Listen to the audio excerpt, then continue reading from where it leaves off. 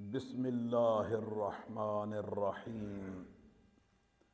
حضرت سلمان فارسی رضی اللہ تعالی عنہ روایت فرماتے ہیں قال رسول اللہ، اللہ کے رسول صلی اللہ علیہ وآلہ وسلم نے فرمایا، حبیب اللہ غدن اہل الورع والزہد، فرمایا کل یعنی قیامت کے دن اللہ کے محبوب ورع والے اور زہد والے ہوں گے۔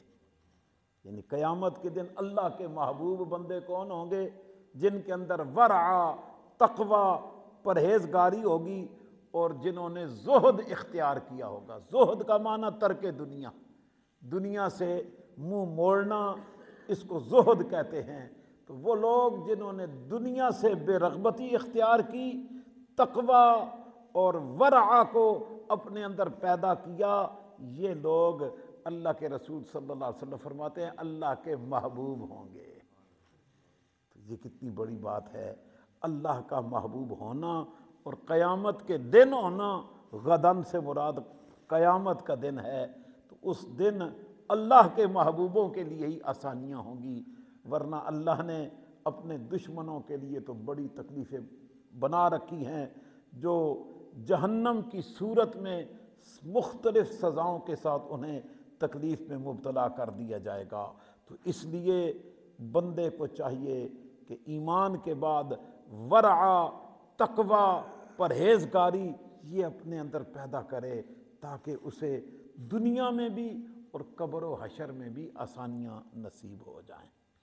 اگلی روایت حضرت مکحول روایت کرتے ہیں، فرماتے ہیں ان رسول اللہ صلی اللہ علیہ وسلم، بے شک اللہ کے رسول صلی اللہ علیہ وآلہ وسلم نے قال لأبی ہریرہ، فرمایا حضرت ابو ہریرہ رضی اللہ تعالی عنہ کو، کن ورعن فی دین اللہ، اے ابو ہریرہ اللہ کے دین میں ورع والا ہو جا، اپنے اندر ورع پیدا کر، تکن اعبد الناس، تو لوگوں میں سب سے زیادہ عبادت گزار ہو جائے گا۔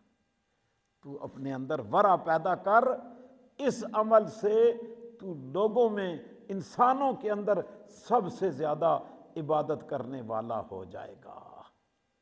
اگلی روایت حضرت عبداللہ ابن عباس رضی اللہ تعالی عنہما روایت کرتے ہیں، نبی کریم علیہ الصلاۃ والسلام سے، قال، آقا کریم صلی اللہ علیہ وسلم فرماتے ہیں، قال اللہ لموسیٰ علیہ السلام، اللہ رب العالمین نے حضرت موسیٰ علیہ السلام سے فرمایا، لم یتقرب الی المتقربون بمثل الورع، اللہ فرماتا ہے حضرت موسیٰ علیہ السلام سے کہ لم یتقرب الی، نہیں قرب حاصل کرتے میرا، المتقربون، قرب حاصل کرنے والے، جتنے بھی اللہ کا قرب چاہتے ہیں نا، وہ قرب حاصل نہیں کر سکتے بمثل الورع، فرمایا جتنا میرا قرب ورع کے ذریعے سے حاصل ہوتا ہے، تقوی کے ذریعے سے اللہ کا قرب جتنا حاصل ہوتا ہے، فرمایا اتنا قرب کسی اور چیز سے حاصل نہیں ہو سکتا ہے۔ تو اس لیے قرب الہی ہی سب سے بڑی نعمت ہے، اور یہ حاصل ہوتا ہے ورع کے ذریعے سے، تقوی اور پرہیزگاری کے ذریعے سے اللہ رب العالمین کا قرب حاصل ہوتا ہے۔ تو آج کی ان تینوں بیان کردہ احادیث کے اندر ہمیں ورع، تقوی کی اہمیت معلوم ہوئی۔ پہلی حدیث میں اللہ کا محبوب ہونا بیان کیا گیا کہ صاحب ورع اور صاحب زہد یہ اللہ کا محبوب ہوگا قیامت کے دن، اور دوسری فرمایا کہ اللہ کے دین میں ورع کے ذریعے سے تم اعبد الناس ہو سکتے ہو، لوگوں میں سب سے زیادہ عبادت گزار ہو سکتے ہو۔ اور تیسری آج کی روایت کردہ حدیث کے اندر ارشاد ہوا کہ اللہ کا قرب چاہنے والے ورع سے بڑھ کر قرب نہیں پا سکتے، کہ ورع حاصل ہوا اللہ کا قرب مل گیا۔